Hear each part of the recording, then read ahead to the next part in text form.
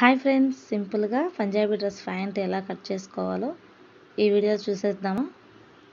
చూడండి, 4 ఫోల్డింగ్లు వచ్చేలాగా మన సైడ్ వేసుకోవాలండి. ఇలా అంచులు వచ్చుంటాయి కదా ఫినిషింగ్, అవి మన సైడ్ వేసుకోవాలి ఫోల్డింగు. సో మనకి ఆది ప్యాంటు ఇలా వేసేసుకొని ఒక డ్రా వేసేసుకోవాలండి ఈ విధంగా.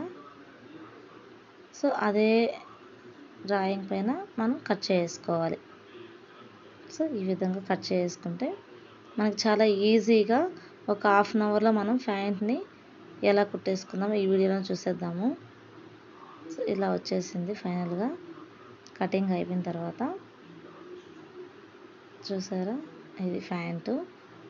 అలాగే నడుం పీస్ కూడా ఉంటుంది. మనం మిగతా క్లాత్ని నడుం పీస్కి చేసుకోవాలి. మనం కట్ చేసుకున్నాం కదా, దాన్ని ఇలా జాయింట్ చేసుకోవాలి. చూసారు కదా, ఈ విధంగా ఇలా జాయింట్ చేసుకుని అక్కడక్కడ సైడ్ మనకి ప్రిల్స్ పెట్టేసుకోవాలండి. ఈ విధంగా ఒక 10 కానీ 12 కానీ అలా వస్తాయి 2 సైడ్లు. అలాగా నేను పెట్టేసుకున్నాను.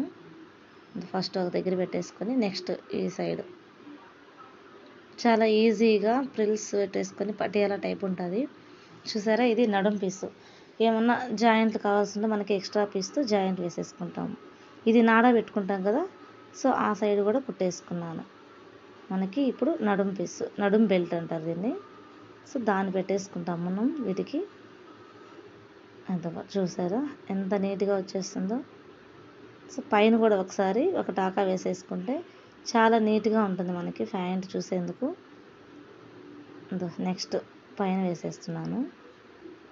నేను దీన్ని చిన్న హాఫ్ అన్ అవర్లో అంతా కుట్టేస్తానండి. చాలా ఈజీగా కుట్టవచ్చు ప్యాంట్ మాత్రము. కొంచెం డ్రెస్ అన్న మెడలు తిప్పేదానికి, నెక్లు అవన్నీ కొంచెం టైం పడుతుంది.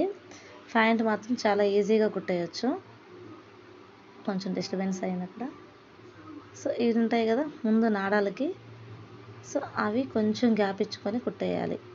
ఇవి లెగ్స్కి ఇవి వచ్చాయండి, ఇవి కొంచెం డిజైన్ వచ్చింది, దాన్ని జాయిన్ చేసుకుంటున్నాను నేను. చాలా నీట్గా వచ్చిందండి ప్యాంట్ మాత్రము. సో ఫైనల్గా ఒక టాకా వేసేసుకుంటూ జాయిన్ చేసేసుకుంటున్నాను. సో తిప్పేస్తున్నాను. చూడండి,